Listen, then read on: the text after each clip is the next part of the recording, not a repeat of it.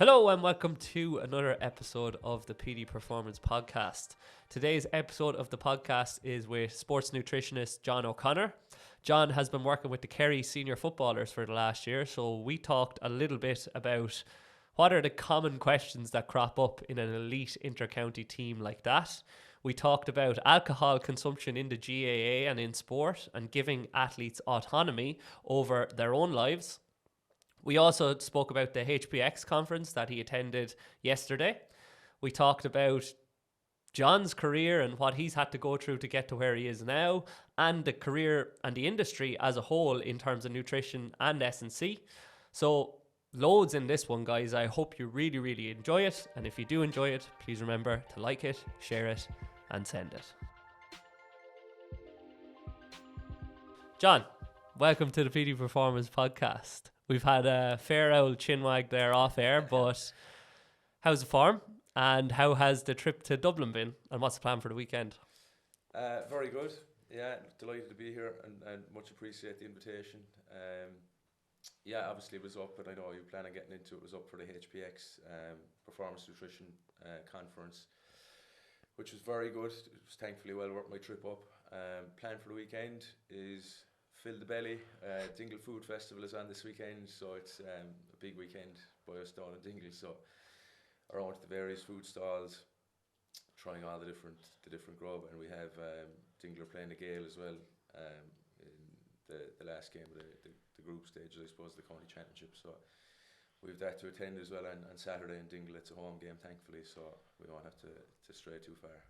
A busy weekend planned. Yeah. So we're going to get into the nutrition conference, but it sounds like from what you've said there, and given that you're in that field, are you a bit of a foodie yourself in general? Like, and is that why you got into nutrition, or was that something that grew as you got more into your role, I suppose, as a sports nutritionist? Yeah, food, would be probably an understatement, to be honest. I love my grub, but I suppose sport, I've always been interested in sport, and I suppose when I did sports science in UL was my undergraduate, and I suppose when I got into sports science, I knew you were probably going to have to do a master's in some aspect of sports science. It's such a broad course. I think that the time comes where you have to say, okay, what am I most interested in here? And at the time, I was very interested in sports psychology, actually, and I was kind of steered away from that by an actual respected figure in sports psychology, to be honest, and it was difficult to get jobs in it at the time,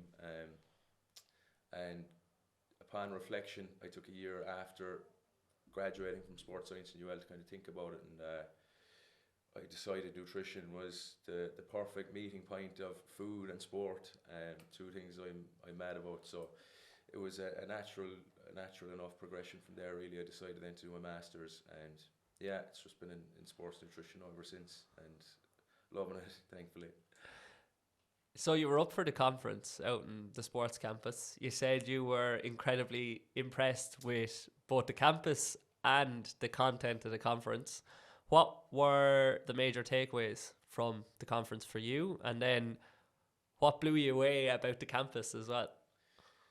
The scale of the campus actually really blew me away, because I got a taxi out. I was staying in a nearby hotel, and it was a 10-minute taxi drive, and my man pulled in the indicator and it was Sport Ireland campus. I said, oh, this is me, like, I'll hop out here.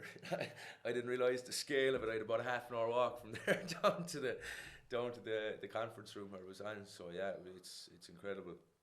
So that, I suppose, before even getting in the doors, that blew me away straight away. But the content and the delivery and the quality of the speakers, yeah, there was lots and lots of food for thought. Body composition in sport was the topic, and yeah, heading into the next season, there's certainly a lot to ponder over in terms of practice and how we use the data, I suppose, and body composition. And I suppose, again, we spoke a little bit about it off air before coming on. As an S&C coach, it's something you obviously deal very closely with also. This pressure or probably social pressure, and players feel to look a certain way rather than performance focused, and just in terms of practice, how we deal with that as practitioners, the different methods we can use, the context we have to provide when dealing with body comp. So certainly lots to chew on after it, and yeah, that was probably the main takeaway, is probably having to reflect on how we analyze body comp and what we need to give with that number, rather than just providing, here's your body fat percentage, here's your lean mass. You need to provide a little bit of context and information to players, I think, as to how to take it, the overall picture, I think, so yeah, lots to reflect on, certainly, for sure, after it. It is an interesting one, because often players will feel like they have to look like a Gaelic footballer, or what the best looking physique in Gaelic football looks like. Yeah. Whereas, like, as you touched on there, alluded to, it's not just looking fit, it's being fit for purpose. And we had a very, very good conversation on here in the past, and it was around, some players play a different style of game to other players, so they're not suited to looking like certain players. Ronaldinho, Luka Doncic. Absolutely, 100%. Like, there's examples in any sport. Even if you look at the Rugby World Cup at the moment, there's Uni Antonio or Ben Tameifuna are playing tie head for their respective countries, and they're up near 140 kilos. Tadhg Furlong isn't there, but Tadhg Furlong's role that he plays for Ireland is a different role, even though it's the same position, than those two players play for their respective countries. So is that something that you talk about with players at all, in terms of, like, and you might speak to the S&C coach around that as well, is what their needs are for the coming season? I know you touched on needs analysis already. Is that something that you would speak about with them? And then how do you identify with them what's the best body type or functional fitness, I guess, for their position and their role? Yeah, that was probably one of my main takeaways as well after yesterday, is that when working towards a certain body composition goal with any athlete, or any physique goal, or whether it be gains in lean mass, be it reductions in fat mass, ideally you should have a profile on a player. And again, this is another big takeaway. I had lots of takeaways from yesterday. But I think the need for a very close relationship with your sports scientist and who's running your GPS data around where players are at and where their metrics are best. And obviously that's performances. It's a performance game. Yep. So I think that open relationship with a sports scientist, his numbers were very good tonight. He was moving very well tonight. He covered X amount of high speed running, whatever it might be. And I think then having a profile with a player profile where you can,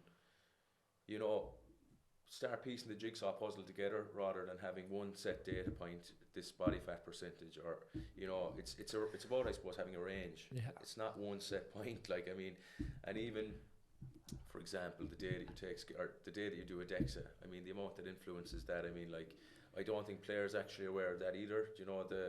The effect hydration has, your whether you're glycogen loaded or not glycogen loaded, those effects on lean mass. And so it's really about, I think, giving as much information around it as possible. And the main takeaway I've had, even from this year, the main point that I try to reiterate to players always is, lower isn't better. When it comes to body fat percentage, lower isn't better. And in fact, I'd hear players being like, geez, so-and-so is 9%.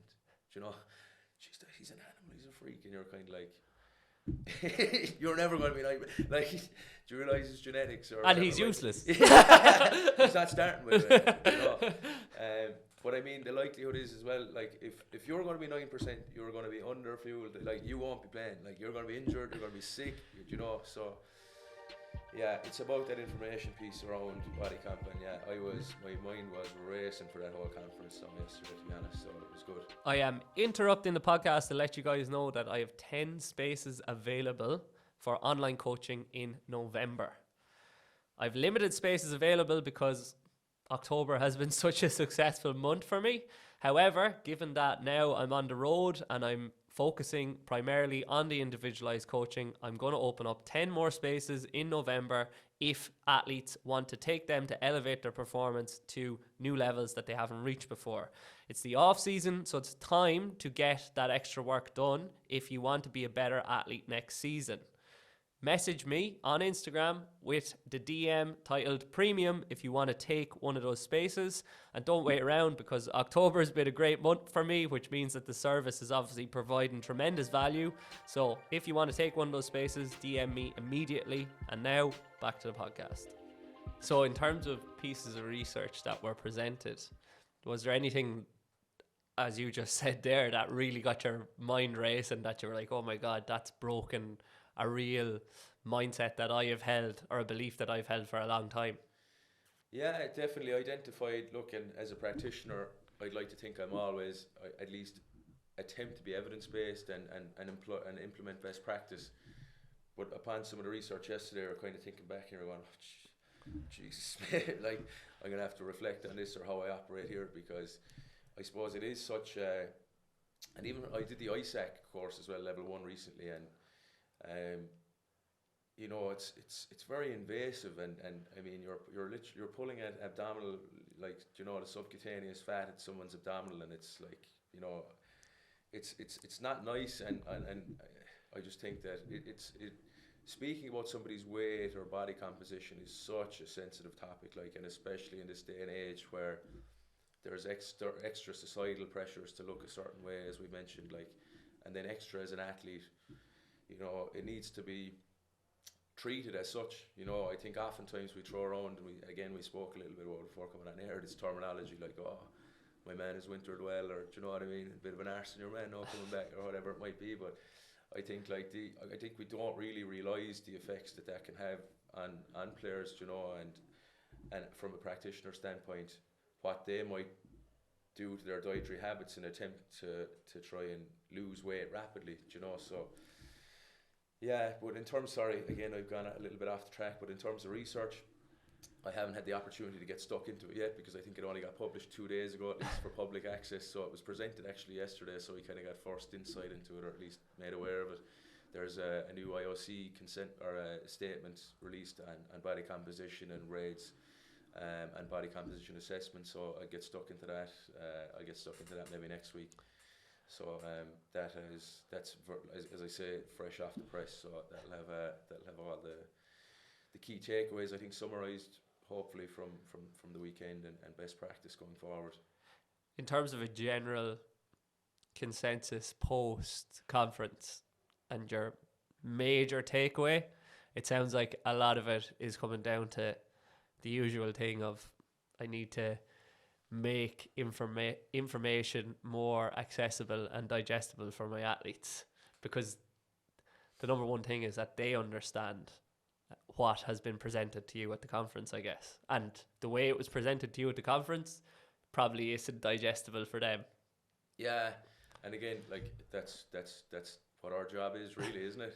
In a nutshell, is kind of, you're a translator or a mediator between the research and your everyday player. And again, I work in GAA where fellas are teachers, and that's one thing I struggled with actually at the start of my career, was taking for granted that someone has the same interests as you have, you know, because you're so interested in food and nutrition. You kind of take for granted that someone knows what protein sources are, or you what macronutrients are, and you're kind of like, you know, you need X, Y, and Z, or whatever, and you're expecting them to know.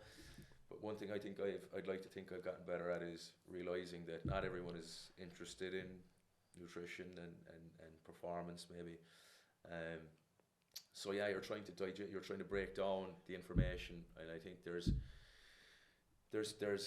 I think Graham Close has a paper published that's actually titled this From Paper to Podium, you know, and that's what you're trying to do. You're trying to translate that paper, the research, and what we know and what's best practice into easily digestible takeaways. But yeah, so when presenting this information to players, it's just so important that you speak to the I suppose the overall performance picture, rather than this is your body fat percentage, you know, which I probably would have been guilty of previously, being honest.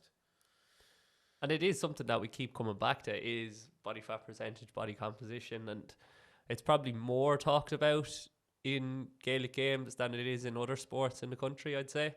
And you've obviously had experience at the highest inter-county level possible over the last year. Is it the big topic still in amongst that kind of a group? Like, and to what extent then are you diving into finer details with a group of maybe a higher level of performance, or is it very much still basic level understanding that you're going through? Yeah, to be honest, when I got involved with Kerry, I guess I, for some reason, assumed that the messages were going to be far more complex and like we were going to be delving into minerals and micronutrients down to the last milligram or whatever it might be. But no, you'll find that, and again, to go back to the point, GA at the end of the day, technically is an amateur sport. Like, I mean, there's guys who teach, there's guys, you know, who work in banks, you know, working in the family business. So it's the same messages. It's going to be an unpopular opinion, like, but GA is, for me, a low-hanging fruit. I mean, if you can do the bits, again, it's not sexy, it's not what sells on Instagram, but I mean, if you do the basics well at GA, and I mean sleep, manage your nutrition well, hydrate before training, all those things that we all know, but if you do those very, very well, you're going to be doing it. You're going to be better than majority. The vast majority, I would say, to be honest about it, you know. And I know these Normatec boots are sexy and all that, and you know more about this than me, but I mean, if you're not managing your sleep and your nutrition first and foremost, and that's basic, you know.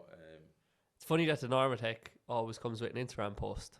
Yeah. I would be interested to see how many people really use the Normatec and never posted it at all. Like, yeah. Do you know what I mean? Very high correlation between posts and Normatec, sorry, definitely. I'd say there's some fellas that just get into them, take the photo and get back up out of them, to be honest. And there does exist a bit of a culture as well in GAA of, I want to be seen to be doing this. And it's not just in GAA, it's in every sport, I suppose. But like, it's doing the hard graft that goes unseen that is going to lead to you being a better player. And that is not that sexy. Like, that is going to bed at 10 p.m. That is fueling right pre-session so that you're not eating a massive meal before you go to bed.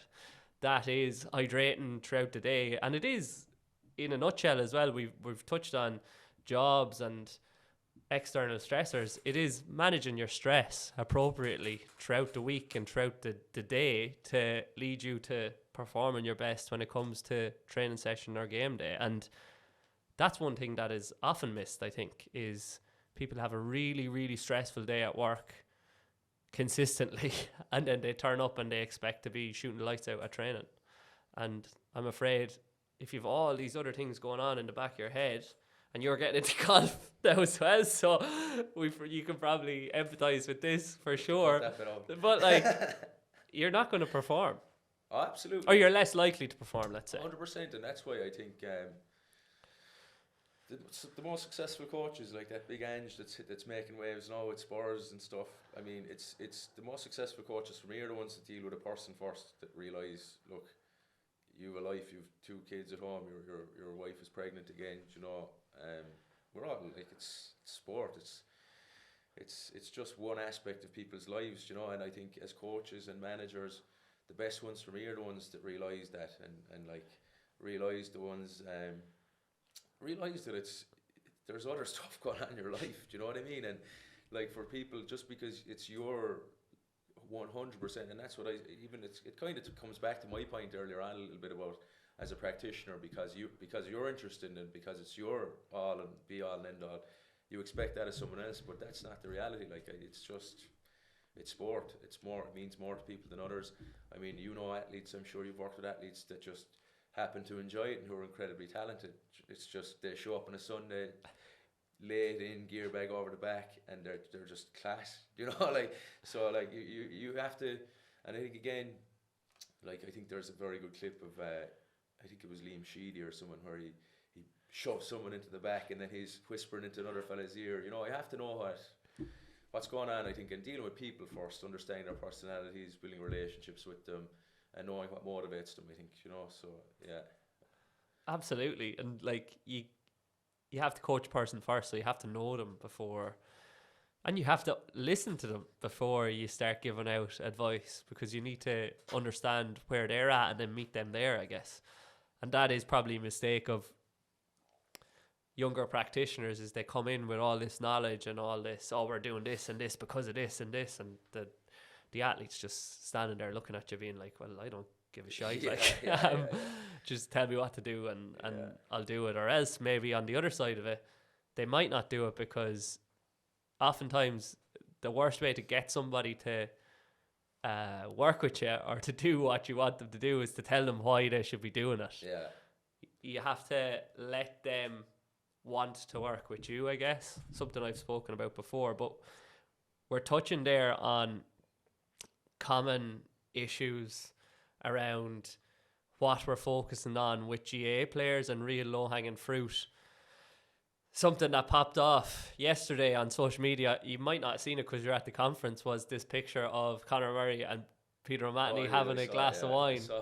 And all of these conversations on Twitter, which probably is the worst place to go. You should probably try to stay off it. You do get an understanding of the general consensus, all right, from Twitter, you know. True, but you also get very polarizing opinions as well. Absolutely, but I think that's you need to know. I think as a viewer and as a Twitter user, you need to know the spectrum and how to navigate it. But the chat was, well, look, if these players at the highest level of their sport are overplaying in the pinnacle of their sport in the World Cup and are having a few glasses of wine midweek, why are some GAA clubs still employing a drinking ban for the whole championship campaign? Now, from my perspective, I don't know that many clubs that are doing a broadcast drinking ban anymore, but there probably are some. What do you believe the problems are with doing that, and what may it lead to, I guess? Yeah, it's a tricky What's your own perspective on it first, actually? I suppose, look, first and foremost, I think when you discuss alcohol and alcohol use in sport, I think you have to start with the effects it has on performance, and that's not good. We know that's not good. Recovery is on the floor, sleep is impacted, you know, that adaptation if you're drinking after a training session, obviously that adaptation is basically non-existent, you know, so you're basically not improving.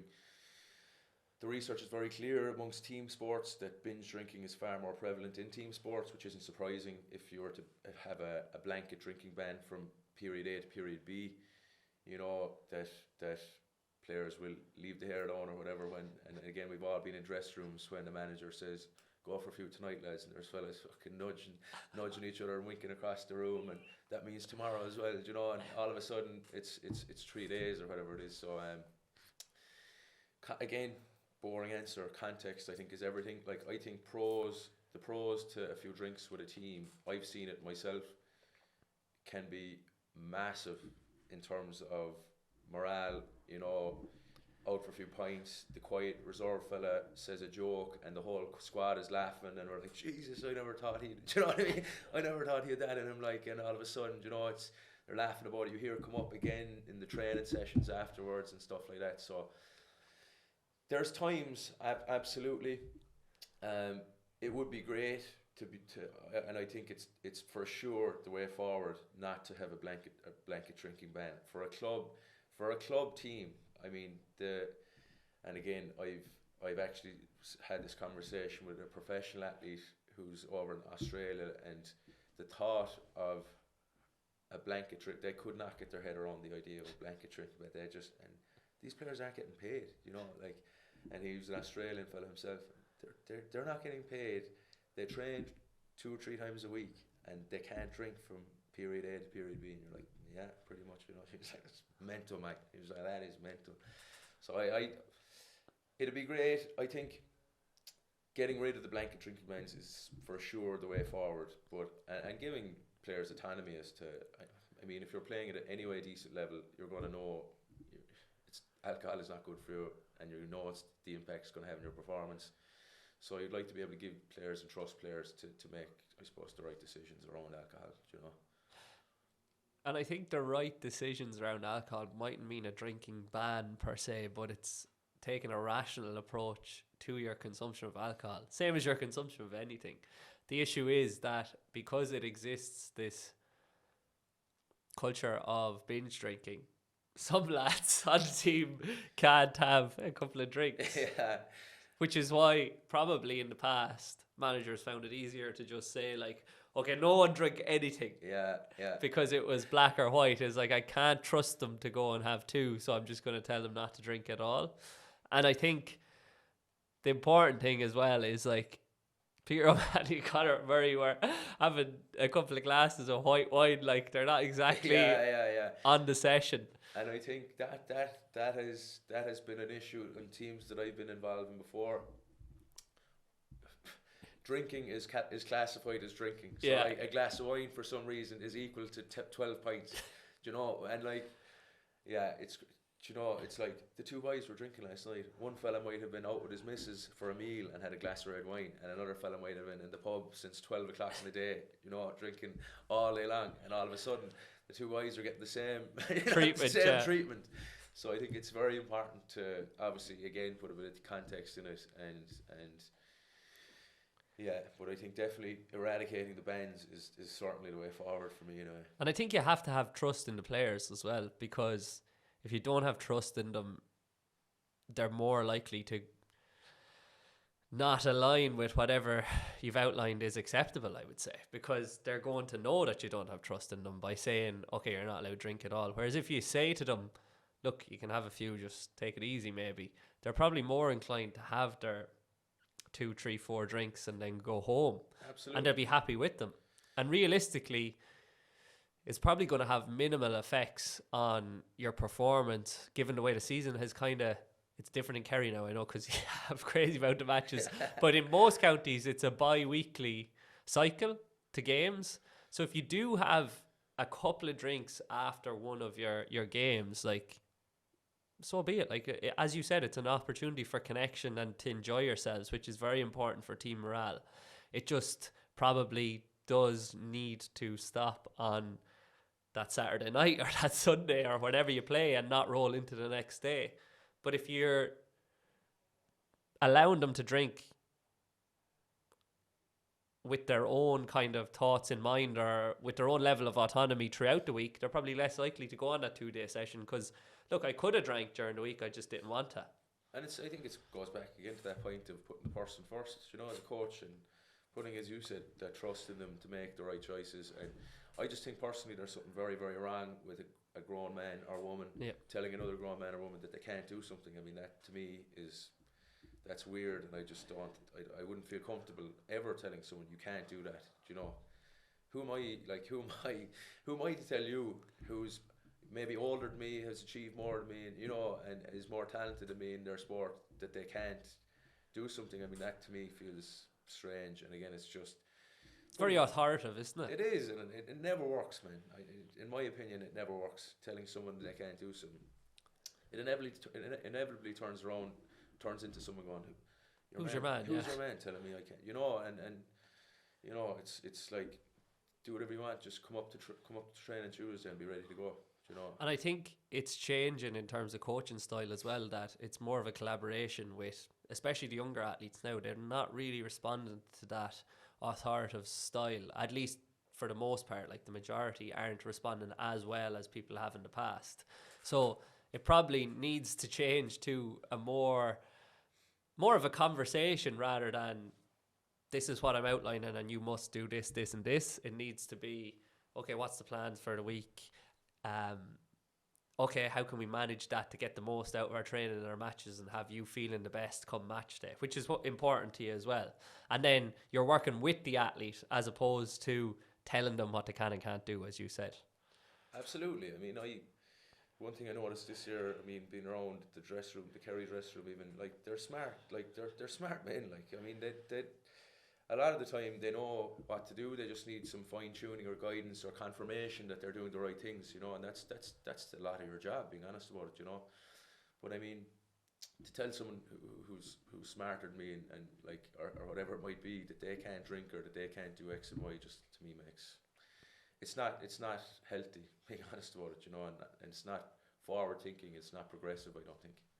And what then are the common questions that crop up again and again for players you've worked with? And you've said that it's not that different from moving from a club setup to an inter-county setup, is it the same questions around alcohol consumption that are asked? Or are there any questions around alcohol consumption asked at all? No, never ever around alcohol consumption, to be honest. I think one thing that is forgotten about alcohol as well is that, like, alcohol is quite energy dense. Like, there's 7 calories per gram of alcohol, and if you're having 8-9 pints, like, that's a lot of calories, no matter what. And everyone's like, oh, it's grand, I was on the vodka and sparkling water. But, like, alcohol is alcohol. Like, there's still 40% alcohol in that vodka you had, so it's still there's a lot of calories in it, And then fellas are like, yeah, it's grand, I didn't eat though. And you're like, you're like, oh man.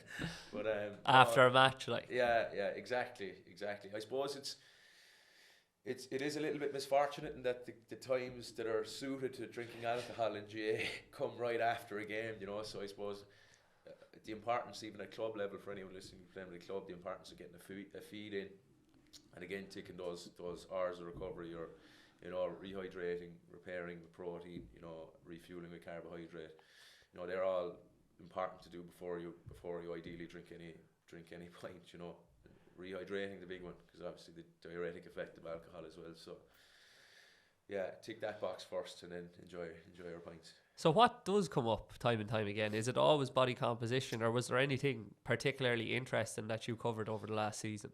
You might have a player kind of thinking, oh geez, I ran out of legs there a little bit earlier than I might have before. Might that be a nutritional issue, and you kind of go, did you do anything different? Was your fueling strategy anyway different to what you might have been? How did you sleep last night? It's very basic questions, but it's just trying to get to the root of why they might have felt flat. It might be absolutely nothing to do with nutrition. They might towards the end of the conversation tell you they played a round of golf the day before or something. You're kind of going, well, maybe the all 12. Or they broke up with their girlfriend or something. Yeah, exactly. Like, I mean, these are the things. I mean, and again, oftentimes nutrition is questioned, or fueling or whatever it might be is the one that's kind of put into question. But oftentimes it's something different. But when it comes to the same stuff over and over again, body composition is surely one. Like, obviously that number is one. What weight should I be? And you're like, that's a fairly loaded question, man. Do you know what I mean? Like, what weight are you right now? Like, where are you after coming from? Where are we here? Like, do you know what I mean? That is a loaded question. What body fat percentage should I be? And then you would say, well, it's a bit of a range, it's broad. And they go, well, how much is he? How much is X? What's his body count? And you're like, you're not him. You won't be him ever. We're talking about you here. It's your, you know what I mean? It's so it is the same questions,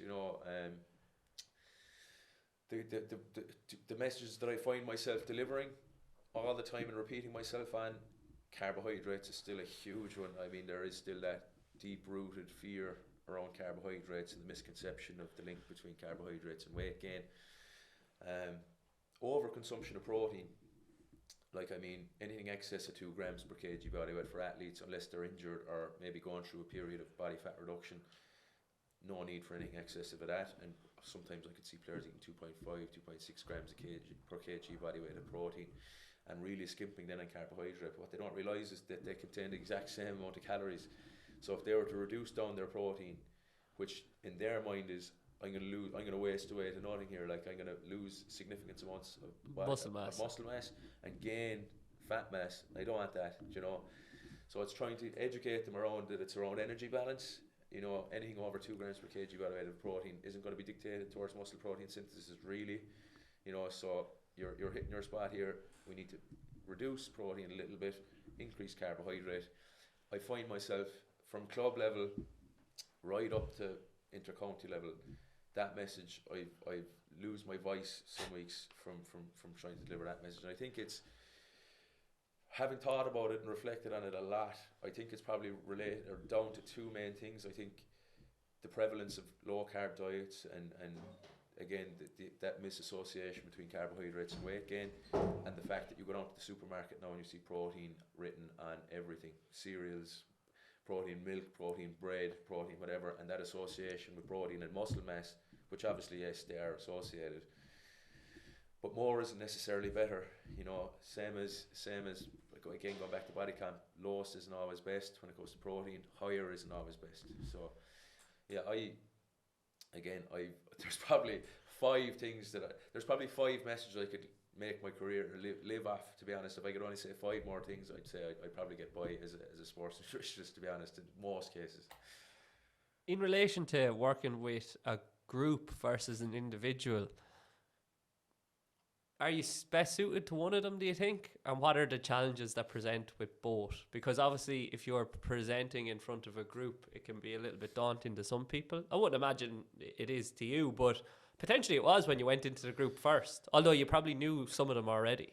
Yeah, I suppose that presented challenges in and of itself, to be honest. Oh, that you knew them? Yeah, like, I mean, I would have spent lots of time, and we'll say Tom Sullivan's brother, Jack, would be one of my great buddies, like, so I would have spent a lot of time in their house growing up, so I know Tom very well. He's my brother's best friend. And Paul, I would have grown up with Paul Gainey, you know, Barry Dan, our families would be very close as well. So yeah, that presented challenges. Alright, when I went in first, I was like, the boys would be looking at me here or whatever, you know, but no, they were very welcoming, very receptive to whatever it was that I was trying to implement or say. So very lucky in that regard. I guess I do a little bit of lecturing myself as well, so speaking in front of people isn't really something that phases me now. Thankfully, there was a time where it did, where the thought of getting up and speaking in front of a group, and especially when, I guess, you're coming into the Kerry senior footballers and you've a lot of these, you know, you're kind of a little bit daunted, and I suppose, you know, you just don't want to make a clown of yourself, basically, you know. But no, that's something that the lads were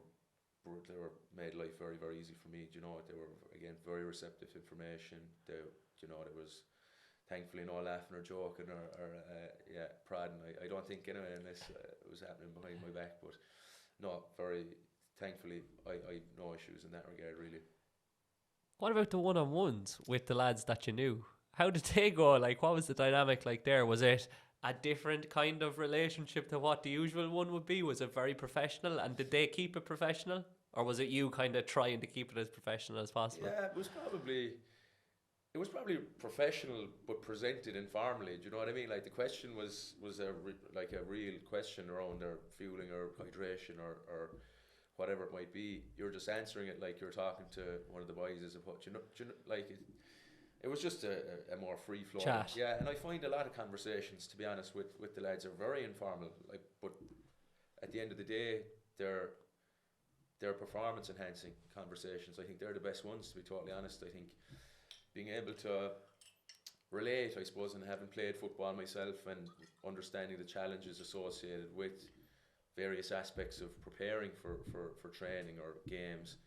I mean, it's easy enough to be able to relate to the lads and keeping those conversations informal. I mean, it doesn't have to be sit down across from a table with a notepad and a notebook. I mean, a lot of the best conversations I have happen off a whim, to be honest. You know, someone who lands into training early for a rub, you're setting up your fueling station, and they go, come here, you're chatting about the day to day, and they go, come here, actually, I meant to ask you the last day or whatever. And they're the most valuable conversations that you can have, to be totally honest. I think that's the value of being around as much as you can possibly be, being around the group and just being accessible and being approachable. I think that's probably the best trait you can have, I think. Yeah. I just want to throw it back to what we were talking about in regards to high protein intake for a lot of athletes. Do you have control or some sort of control over the pre and post match meals and their preparation? And then how much of trying to get the vast majority to increase their carbohydrate consumption comes down to the structure of those meals, if you do have control, or just making carbs accessible in the dressing room? Yeah, so I would have complete control over that. So I would be at a home game. Sometimes we would have a scheduled organised pre-match meal depending on the stage of the year. We might, again, players would organise themselves before arriving to the pitch. For away games, I would liaise with the hotels, obviously, and closely, and ensuring that we have adequate amounts of carbohydrates there. And when it comes to the fueling station, then it's kind of, I guess, what I would say to players, a top up or, you know, a safety net, you know. And again, when you're talking All Ireland quarterfinals, Croke Park semi-finals, nerves kick in, you know, and sometimes when it comes to, and oftentimes as well, if for example it's a 2 o'clock game, 3 o'clock game, 8 o'clock breakfast perhaps, you know, big, you know, oats, toast, you know, it's a fairly substantial meal, and then by the time lunch comes around again, fellas are kind of like, facing a big bowl of pasta here or whatever, they can find it difficult. So I would then have an abundance of readily accessible sources there on a table ready to go. Just again, basics, nothing fancy, cereal bars, the old jellies, again a great morale booster.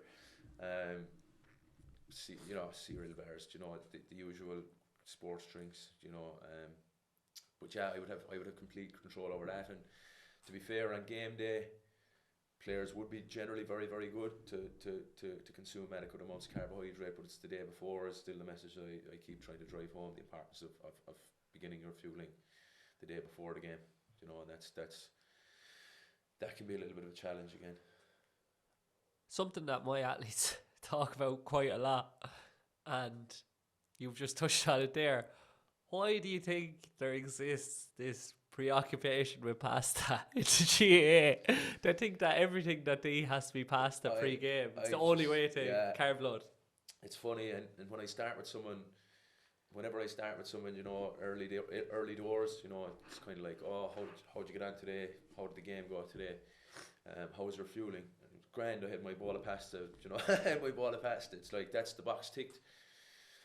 But like what you're trying to tell players is that fueling begins. But what's the association with pasta? I really don't know. I mean, it's just another carbohydrate source. A spud will do the same for you. Someone said it one day. Yeah, I don't know. I really don't know. The gooch says he eats pasta. The gooch says goes and Kerry, yeah. But it must. I don't know. I really don't know how it is. Yeah.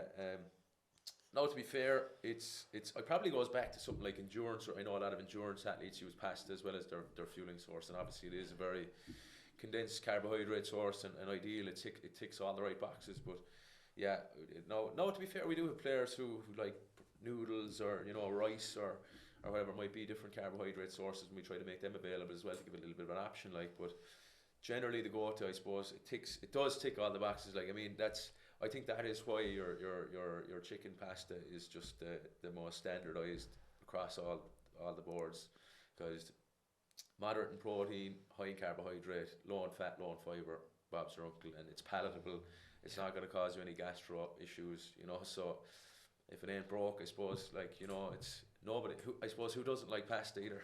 Yeah, but the message, I guess, that we're sending out is it doesn't have to be pasta. It doesn't have to be, absolutely. If you like your spuds. Yeah, absolutely. But look, again, if it ain't broke, that's my opinion. If it's getting you fueled, keep going, keep going. I once had an athlete say to me, "Oh, I struggle to carb load before a game, because I don't like pasta." And that's the extent that you're dealing with sometimes. That's the level of knowledge. They think the only way to carb load is pasta. Yeah. And that's where you come in, I guess, in your role. In regards to the role or the life of a performance nutritionist, it often seems that for most, you have to do a wide variety of roles or different jobs. I suppose it's partly out of interest and to keep you dynamic and doing different things, but it's partly out of necessity as well. Does there exist a similar thing in the nutrition industry of having to do these roles to keep food on the table because potentially you're not getting paid enough from one role to function, I suppose, in today's society? Yeah, I guess you're kind of trying to prove your worth and prove your value as well to those who might be employing you or who've asked you to come on board. You're trying to do extra bits and you're trying to go a little bit over and beyond to justify being there. And I think in the grand scheme of things, you're probably not doing the industry any favours doing that either. You're there to do a job. I mean, if you value nutrition, you're there to do nutrition, and look, obviously there is a necessity to wear a few hats at different points, and again, because it's not one isolated area, nutrition influences injury, so you might be onto the physios. Nutrition influences your S&C and your strength and conditioning program, so you'd be onto the S&Cs. Your GPS data will dictate, not dictate, but at least give you a good indicator of your fueling and recovery strategy. So, but in relation to, say, working an inter-county job, doing the lecturing, working with other club teams, working with individuals, is it a necessity that you have to do all of that stuff to take a full-time wage? Or is there some sports nutritionists in a small amount of roles that will just have one role with one team? I think they're being realistic and being honest about it. Those jobs are very few in Ireland. I mean, when you think of professional teams in Ireland, I mean, you've Munster, Connacht, Leinster, Ulster, But even if you look at those teams, the Yeah. guys and girls that are in there are probably doing an inter-county team as well as those rugby Yeah, teams. absolutely, 100%, and have their own private practice. Yeah. And probably busy there too.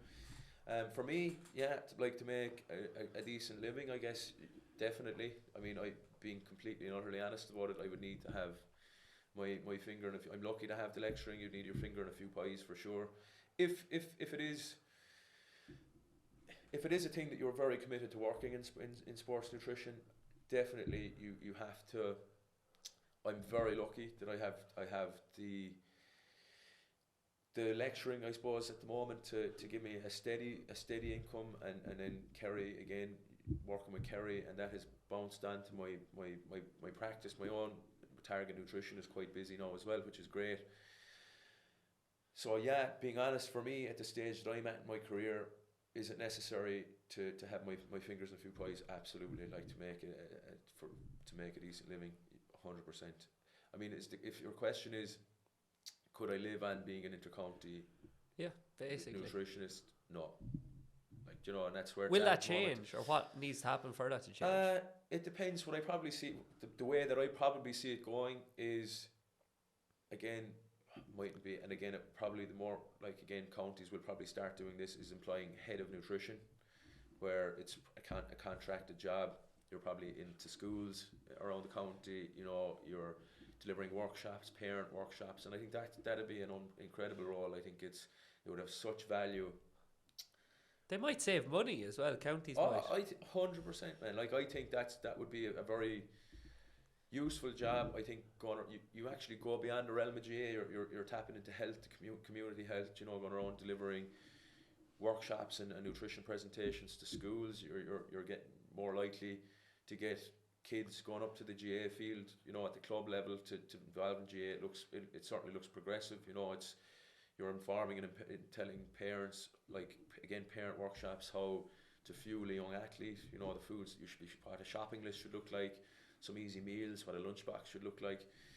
And again, I think that could for sure be a full-time role in counties, and that's the way I see it going. And then maybe working with the senior team, or working with a team then within the county also, or else being responsible for the nutritionists working within the individual team. So again, I'd like to think that's where it's going to go. I do think that's where it's going to go eventually. It's going to be like the head of athletic development or whatever that are in counties at the moment that are full-time paid roles or whatever, and I think that there'll be head of nutrition, head of performance nutrition, that are fully contracted jobs. I think that's where it might go. At the moment, obviously, it's not possible, as you said, to just do that inter-county role. It seems similar to probably the strength and conditioning industry that I'm in, to be highly competitive. But what I would say is, in the S&C industry, there exists this underlying tension between other coaches often, or people looking over their shoulder at what so-and-so is doing and saying that's a load of crap or whatever. But there doesn't seem to be that same mentality in the nutrition industry.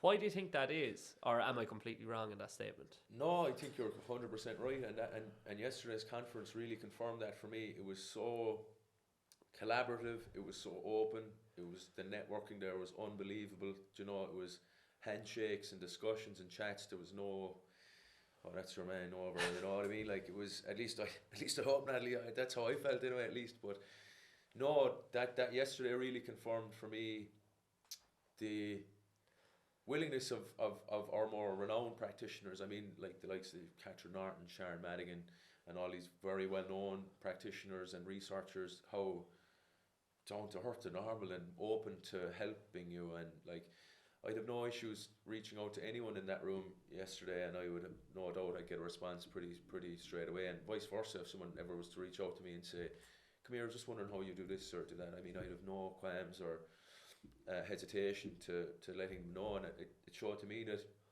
as an industry, it's moving definitely in the right direction, and I think there needs to be collaboration for that, for sure, and we're all, we're all in it together. We're trying to improve the industry together. We're trying to implement best practice. We're trying to justify our jobs and let people know how important nutrition is in the space. And the reality is, it goes beyond. The same with strength and conditioning. It goes beyond performance. I mean, it's your health and like well-being that you're actually taking care of as well. So I mean, yeah, no, thankfully that doesn't exist. I know from, again, having done sports science myself and knowing lots of S&Cs, that it's very evident in strength and conditioning. You see, your man has exited his program. What's he doing? With no context, no idea of the athletes he's working with or anything like that, or process or system. Exactly. Your man is snapshot. Your man's only a PT and he's doing this and whatever. And to be fair, in my experience, at least there might be a few. If there are, I'm not aware, but that thankfully does not exist from my experience in sports in the nutrition space. To be honest, I know it does exist in the S&C industry, but the people that I collaborate with and associate with and chat to, I suppose, are generally extremely open. I had a conversation with Owen McCabe recently, and then with Darren McGurn as well, and I've had athletes on calls looking to work with me. It's like, oh well, I was actually chatting to Owen, or I was chatting to Dara a couple of weeks ago, and I was like, oh yeah, I know Owen, I'm good friends with him, or I know Dara, I'm good friends. And I go, what? Yeah. You talk to each other? It's like, yeah, we're good mates. It's like, oh, because they think that competition is so rife that you're not allowed to be friends with other people in the industry, whereas you have so much in common with these people. Of course you'd be friends with them. Yeah.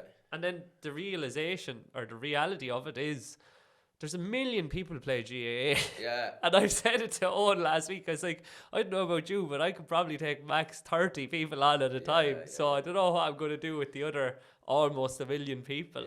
Why would we be so competitive that you think other people are stealing your business? And often that culture of see so-and-so, or see he's doing that, he hasn't a clue, it comes from an insecurity of the coach in themselves, and they also feel that they should be getting more than what they're getting at the moment, or they deserve more than what they're getting at the moment. And I think the only way you change that is by elevating the industry so that people are paid a little bit better for their roles. Which is hard to do when there's such a saturation in the marketplace that people will do roles for nothing. Yeah. But people have to stop doing roles for nothing. They need to just say, look, I need to be paid for this. And it's probably, you touched on it in our chat off air, you're probably a little bit, maybe it was an insecurity as well. You were a bit like, oh, I don't really want to charge for that yet because I'm not confident that I'm worth that yet. Have you navigated that well, and where are you at with that now? So yeah, I'm in the process now of, and again, going back to being lucky enough to have the lecturing and to have Kerry has really given me an opportunity to really fine tune my business. And I'm reading actually Dan Carter's book at the moment. It's a serious read, but I was reading only a couple of days ago about poetry and the plumbing, and at the moment I have the poetry in place, which is your idea or your structure, your program.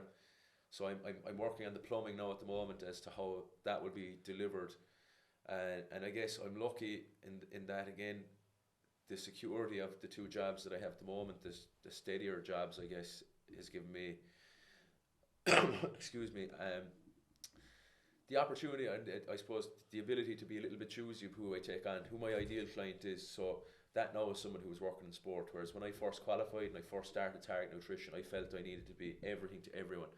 I was giving out services for cheap. Someone who was coming to me for a wedding in 5 weeks, I was, all in for there. Someone who was running a marathon, no bother. And whereas now I can thankfully be a little bit, I've only 15 spaces.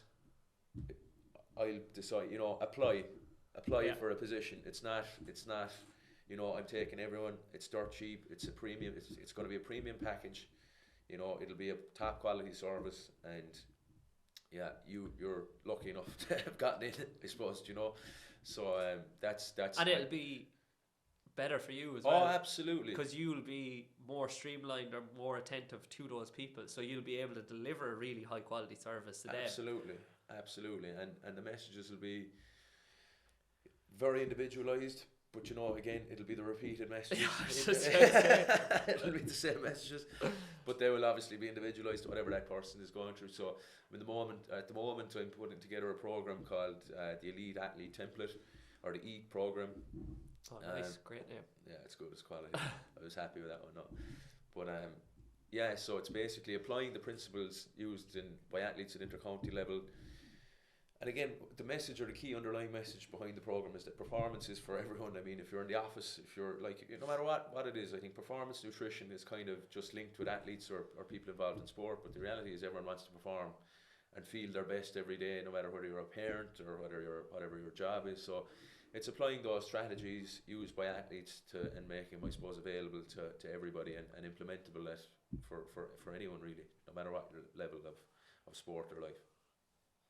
That's exciting. That's getting Yeah, going. yeah. So that's working away. I just again want to make sure that it's ready to go, and thankfully I'm in the position where I can slow cook it. I'm not in a rush to get it out there. I want to make sure it's right. I want to make sure all the resources are correct. I want to make sure the delivery is on point and that everybody gets that same level of interaction, same level of service.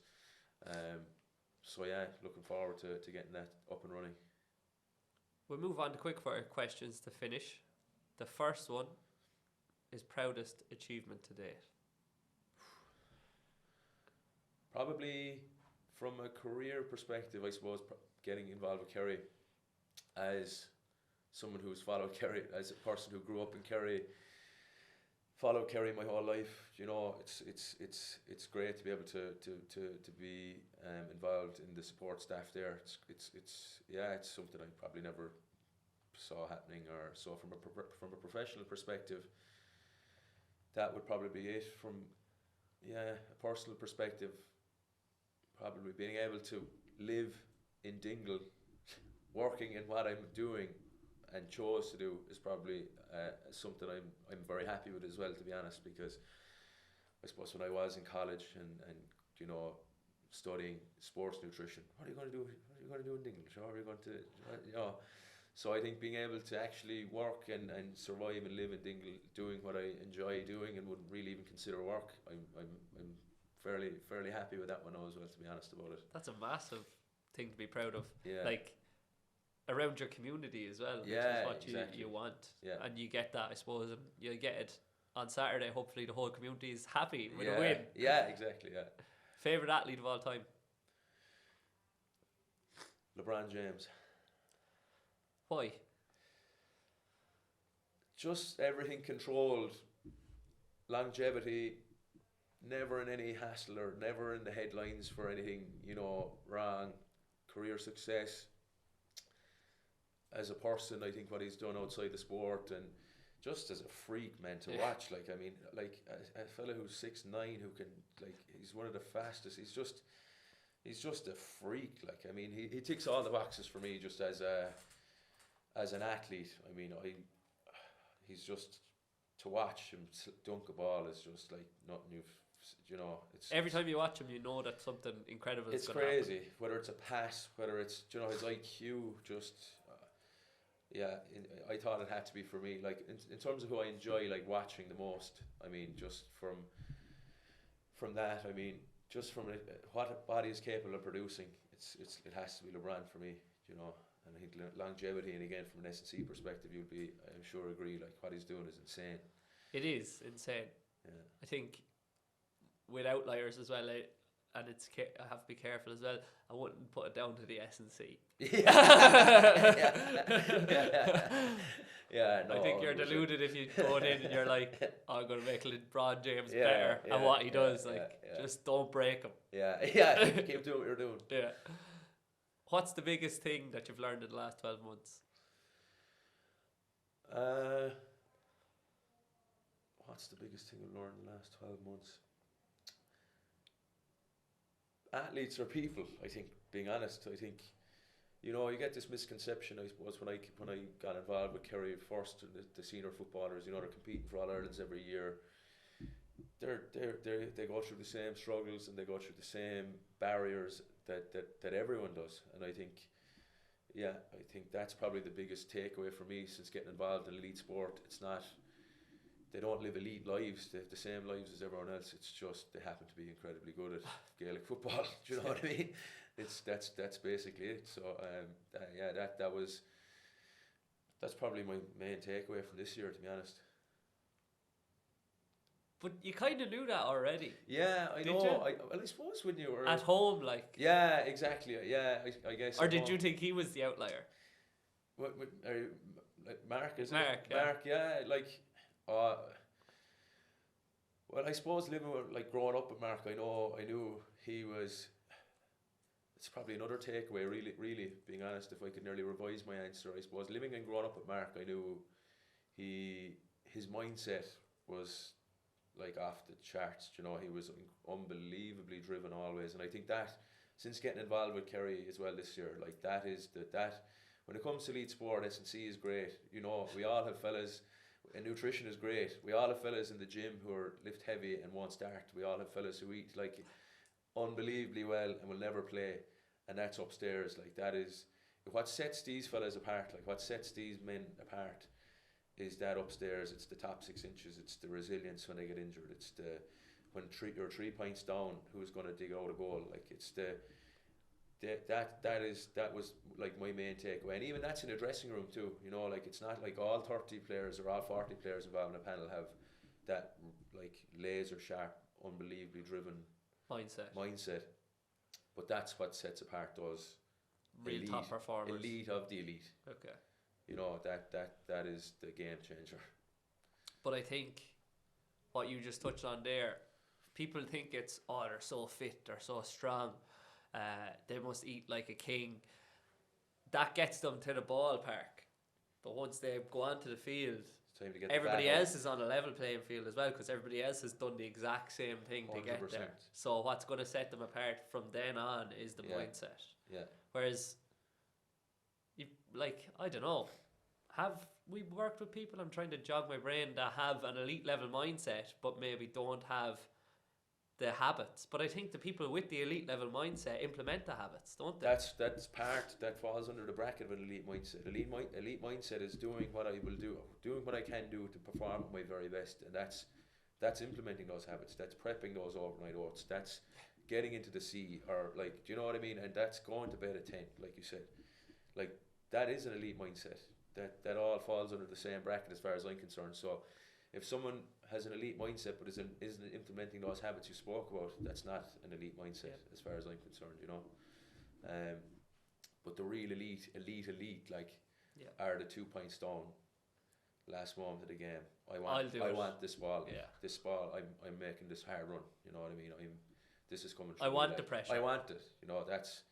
And like, that is so cool to watch. Like, that is just so cool to watch, you know. It's so that for me is the one that's the game changer.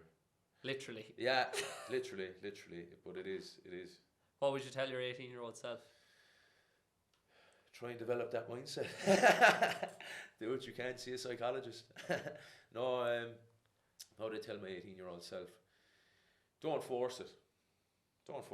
I think, and you never know 100%. Like, you can make an informed decision of what's the best route to take, but you never 100% know unless you actually take a chance and go down that road, you know. And it might be the right one, you know. So you come back and you go again, you try the next thing, but don't force it.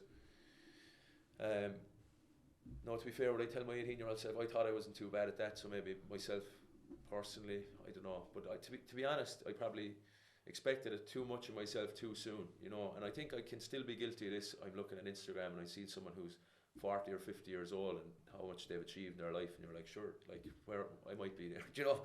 Like, you're comparing yourself, and again, don't compare yourself to anyone. Is probably another key message that I tell my 18-year-old self is find your own way. Comparison is terrible in our line anyway. I think, particularly in our line of work, I think to work to your beliefs and work to what you believe, and just leave everyone else do what they're doing, and just try and block out the noise and do your thing, and like, yeah, that's probably what I'd say is don't compare, put on the blinkers and do your thing. Whether the 18-year-old would listen now. Yeah, not me. Is another story. Yeah. But fantastic. Thanks for coming on, John. Much Super. appreciated. Yeah, enjoyed it. Thanks for having me.